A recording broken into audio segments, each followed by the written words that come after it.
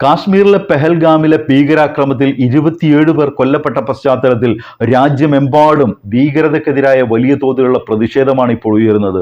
പാകിസ്ഥാൻ തീവ്രവാദികൾ ലക്ഷ്യം വെച്ചത് നമ്മുടെ നാട്ടിലെ മതമൈത്രി നശിപ്പിക്കാനും അതുവഴി അവർക്ക് നേട്ടം കൊയ്യാനുമാണെങ്കിൽ അവർ നിരാശപ്പെടുന്ന റിപ്പോർട്ടുകളാണ് ഇപ്പോൾ പുറത്തു വരുന്നത്.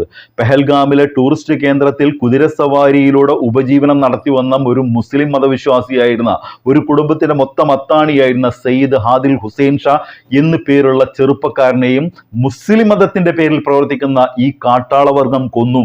തനിക്കൊപ്പം ഉണ്ടായിരുന്ന സഞ്ചാരികളെ അവരുടെ മതം പോലും നോക്കാതെ ഭീകരരിൽ നിന്നും രക്ഷിക്കാൻ ശ്രമിച്ചപ്പോഴാണ് ആ ചെറുപ്പക്കാരനെയും ഭീകരർ കൊന്നുകളഞ്ഞത്.